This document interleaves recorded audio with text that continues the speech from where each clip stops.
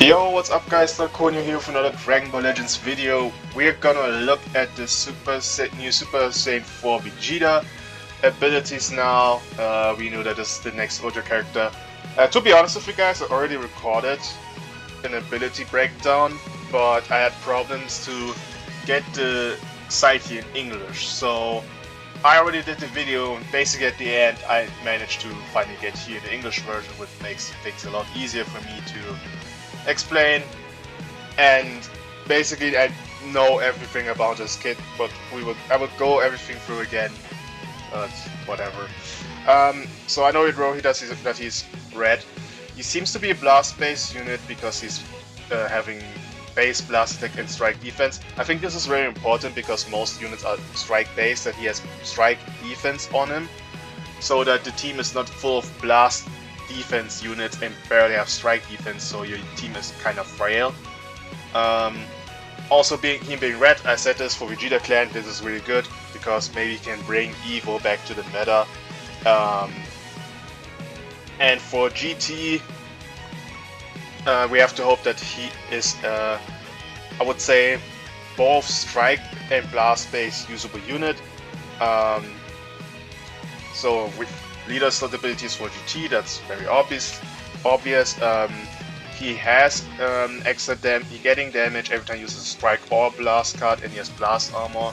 And yeah, for 5 timer counts, 20%. This really makes me hope that he's a unit for both types. That would be the best thing. So you have a, I would say, strike version of GT and then blast based Vegeta clan. I think that would be the best thing to do.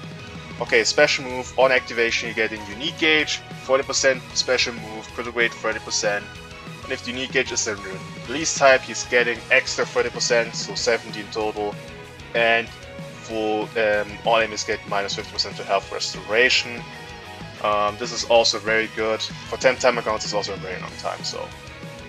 So the green card was not shown in his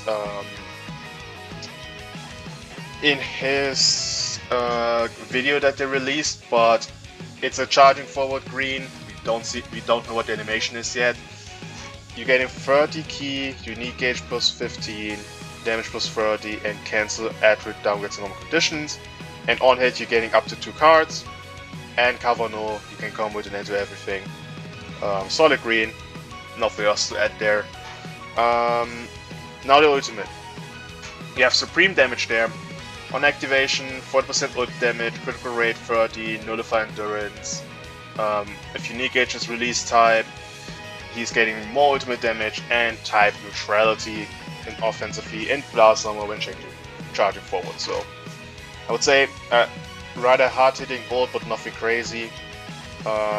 He has no cut ban or anything, so yeah. So now the main ability, he destroys one card and draws the ultimate art. He's healing by 10, which I thought for first was very low, but reading later he gets 50 ki and ally health plus 20. That should apply to himself, so 30% healing in total for him, 20% for your allies, that's really good. Cancel ally attribute downgrades to normal conditions, so your team paralyzing and debuffing is gone, and you reduce the Dragonballs from enemies by 3. I don't think you want to keep this ultimate, this main ability up for long. Like, you don't want to hold it that long because free Dragonball destruction is very good. This could be very good, especially in Proud, because getting your rush is one of the most important things in Proud, and if you can't get it, you'll probably lose because of damage. And it's also good that he's destroying one card for the ultimate. So he has 300% damage, 210% damage guard. I pulled up before Ultra Goku here as a kind of reference for this. He has the same damage starting and 200% damage guard. He has 210. This is also his max so far as I know. Key recovery 70%, that's actually really high. I don't think this guy, yeah, this guy is 50, so draw speed +1, suck counts on switch -2. I think this is very important that he is this. You will see on later why. But basically, always only 8 timer counts is really good. And endurance, he gets 50% health back. So far, really strong. So on battlefield entry, he draws one card. 10 HP, key by 50, notify special cover changes. He's type neutral defensively for 5 time counts and destroys from any card. Yeah, by the way, I think this, but if whatever 1% sparking is coming, 200% should be minimum for the damage card. Unconditional. If Vegeta has 210%, you can make the 1% sparking set with like 170 like King Cole. That's just dumb. 40% difference in damage card is just crazy. It explains why so many units are irrelevant with not having the same damage card, but whatever. Also, cartoon entry, key by 50. Seems like they still know that this is the right thing to do, except for Melocoola, but whatever. Also, if there's a defeated battle member, he gets unique gauge charge rate plus 50%. That is pretty strong as well. On ally, battlefield entry, he gets 5% unique gauge, and the next activated arts damage is up to gets increased by 20% up to 100. Honestly, I don't think you will ever get that up to 100 because chances are you're getting like 40 and then you switch into Vegeta using a card. So this would mean you have to switch with your allies other than this Vegeta and do cards 5 times and then switch in with him. That's not kinda... I don't think this is realistic, let's just say that, but can maybe happen sometimes if you're losing priority, for example. When hit by an enemy arts, he's getting more unique gauge. He's reducing ally sub counts. See his enemy card slot 5 timer counts 1 time. So this is not like Daima Goku with a constant card stealing. That was really annoying. This is more, I think, more reasonable. And activation reset on switch, and all enemy arts cost by 10. 5 timer counts. So his disrupt is destroying 1 card, stealing 1 card, and increasing the arts cost by 10. I think this is fine. Not a crazy thing. When on battlefield, an enemy activates special move, Ultimate Awakening Arts or Rising Rush, she's canceling enemy buffs, which is really good. On ally cover change, he's also healing and getting extra damage for 20 timer counts, so I guess he can be at 320 sometimes. On switch, attack activation, so this is his new ability. You're dealing major damage to the enemy, you're type neutral offensively, and cancel with downside on conditions to your ally subcounts get reduced by 2. He has a lot of subcount reduction in this kit, that's really strong. If they get, like if GT gets a unit, like basically like Krillin, who is all about supporting if he switches in and out, I can already see the synergy being crazy with this, because you're eating hits, you're reducing subcounts, you're using this, you're reducing subcounts. This is already really good. I think since we're getting, by the way, I didn't mention this, Tag Force getting a plat. I'm pretty sure Vegeta's side is also reducing subcounts the first time he uses a card, so a lot of crazy things they're gonna do. Yeah. So how this works, by the way, with the switch attack, you're switching in with Vegeta. He's using the switch attack, and then you can combo into anything you want. And what's also interesting to mention is your enemy can switch out during this activation. And this is important because if your enemy is like low life and you want to kill him with like 1 card, but you don't want your enemy to switch, you can do that. They can switch out, and this could kill or maybe trigger endurance. So a lot of good things from this ability right there. And you only seem to have like 1 charge normally, and you later have to get it with unique gauge. We'll look at it later too. So you see what this means. His cover change is against blast cards. I think this is a good thing. And combo special move, obviously. Now the unique gauge. This is one also interesting. He has a time type unique gauge, and it switches then to release type. So this is basically like Ultra Cell. So you guys know what kind of gauge it is. We will later look if it's what kind of charge rate he has, because I didn't really get that before. So but he starts with his time times, he starts with 1% charge, and he said the obvious. When you get to control, switch to base track, healing, not affect the combo break. So I didn't know before what that means, and I was looking at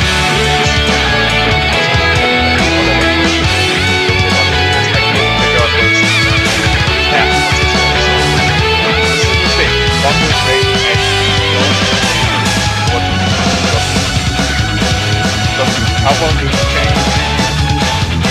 What I have no idea.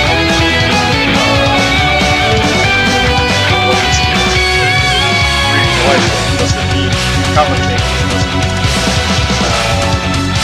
Does it mean also here? I have no idea. I have literally no idea. And that was something for the cover changes. But assuming this is basically like I don't think I've seen this more, I think this is how they gauges like how they can gauge otherwise I don't know what is it really strong, because I can sub-notes times 5. Now this is the one thing I don't know. Ally sub-notes. I can guess this is his own. But what makes this kind of ridiculous is if I were to do this, it makes the player so you should protect them to 0, I think, and you can get extra. So what they want you to do is get them fully engaged, then this is switch attack, get them fully engaged, then switch out, and because it's also up to plus 5, and remember it's also trending. Up to the second console first. So that's minus 7. So it's the base and very so like the method of attack wasn't the base you switch in and out of this character in a second. So that's really crazy. And I don't know if this is back, so this is a very, I can't see what they're going for this, but we just have to see how much damage this does, but damage using art card, warp card, bench hit is 20% dead.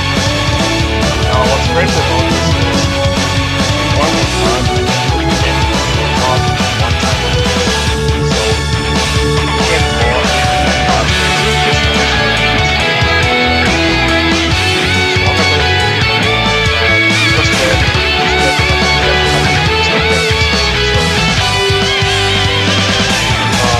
Does have any kind of professionally on this gadget spectrum?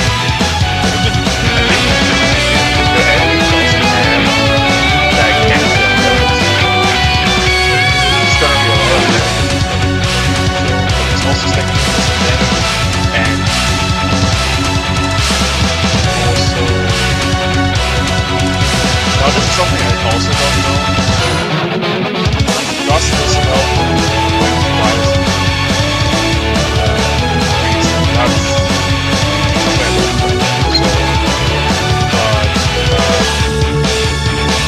yeah, I think that it's really strong.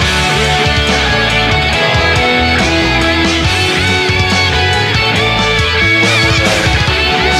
Yes,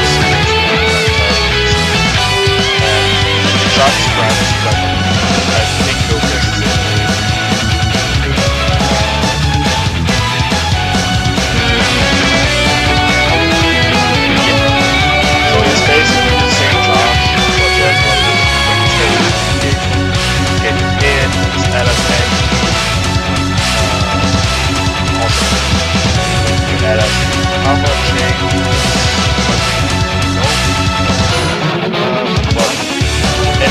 Also try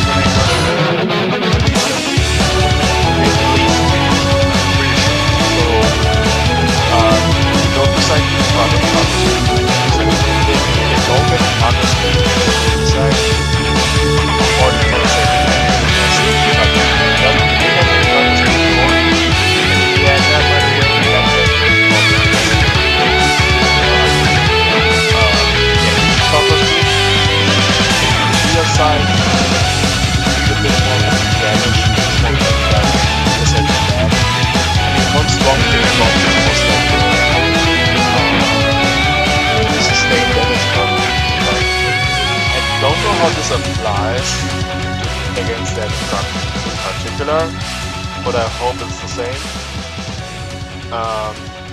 But speaking of potential things they could do for this, now when it comes to future left later on, I gotta say Majub. Oop, who revives or transforms to Majub, is my personal pick because I don't see anything else. Really, like GT, we already have an Omega 17 baby. I guess they could do an LF Super Saiyan for Goku, but like the one with the Dragon Fist against Omega, I guess they could do that, but I think Majub deserves it more because there's only one version of him. I think that would be the best choice, but I don't know if they're gonna add us another LF plat. I'm kinda doubting it now. And when it comes to Zenkais, excluding an LFs because I don't think they're gonna give us an LF Zenkai. That could be anything. That could be really a lot of things, but I mean, Zenkai badges for Vegeta are kinda covered, although this is not the best one. I mean, these are more strike-based. This is probably his best blast version, although it's not the best Z ability-wise, but I mean, who could have Zenkai, honestly? I mean, I guess they could Zenkai Majub, but who else? I mean, Nova or Ice one, I think if you're gonna do one of them, you have to do both. In my opinion, it's just they release together. I think they should get both. So if they want to do them, do both. Or maybe this one back in the day from the old times. Some of these units here. Who would be a good Zenkai? I'm trying to think. I'm gonna exclude the ones here because they are just from last year. I don't want to count them in. This is a free-to-play. This as well. Android 17 wouldn't be horrible. I think. I would be scared because Namek Goku exists, but I think Android 17 could be a good Zenkai, and keep in mind that this guy is also a powerful opponent. So he wouldn't be dead in the water. He would probably be even the best purple unit maybe then. So I think this would be a great pick. I think Android 17 would be a good pick. I think Majub could be an annoying but good pick in terms of who they have here, and then maybe this one of these two. Although not Red Widow, his Z ability is ass. Does this guy buff GT on his Z ability? Don't Zenkai him. Don't Zenkai him. Never mind. Because if they're gonna Zenkai him, I've always said this. As long as they don't add the Z abilities to make the Zenkai and Z ability match, don't Zenkai the units. It's just really bad. Or I mean, I guess they could give him a Z ability, Zenkai ability for Saiyans. That would be Green Saiyans. That would be also a good choice. Would help Saiyans like Vegeta.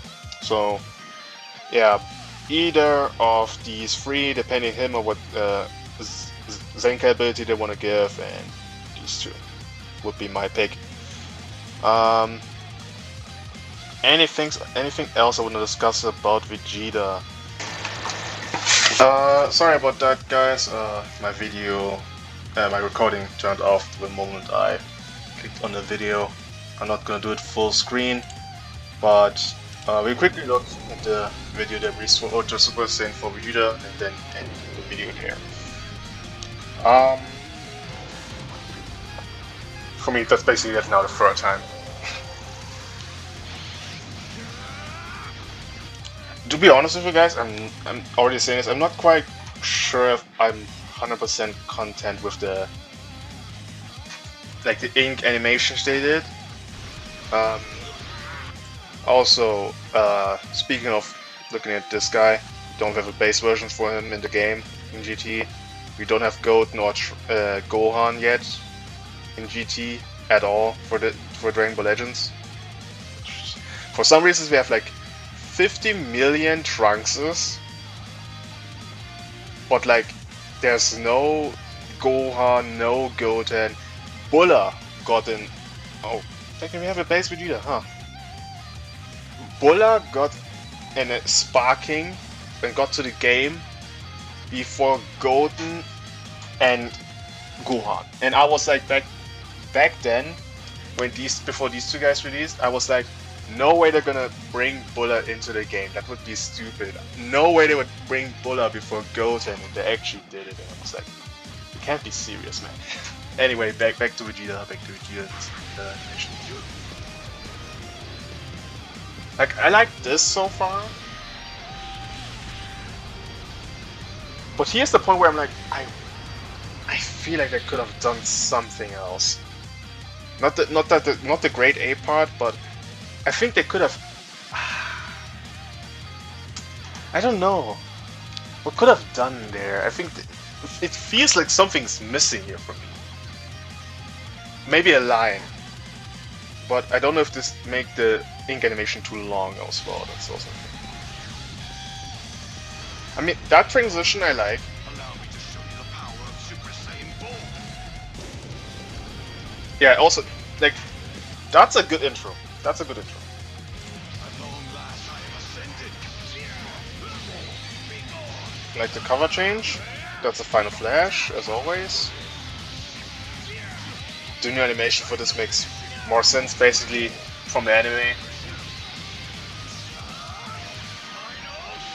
That right there reminds me so much about Super Saiyan 3 Dino Vegeta, who really didn't have like a long time to shine, sadly, but yeah.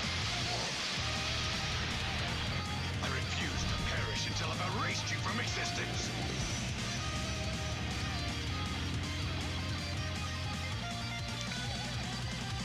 Yeah, to be honest, there's not that much things they could have done with Vegeta's animations because in GT he basically doesn't have many. Like, Vegeta got a Super Saiyan 4 and they immediately fused.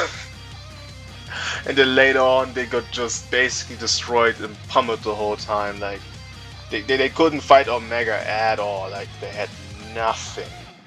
Like, Super Saiyan 4 Goku before had like a lot of things they could have done with him, but Vegeta had like really not much. He had like this attack, like the switch combo attack, that's basically what he had, and then his key blast, he didn't have much, and I don't know. Like, because his blue card and Ultimate are both Final Flash. Kinda hope they would give him the final shine attack then, but then it would be like basically sparking Vegeta, Super Saiyan 4 Vegeta again. And so I kinda get it. But I think the Final Flash for this animation for the Ultimate doesn't look bad. But again, I don't know. I mean, to this point, I like this everything here as well, where he gets the golden form. But I really think a voice line, something I don't know. There's something missing here for me. Like, I'm not calling it bad. I'm just saying here there's something that feels missing for me to make this like a really good ink animation.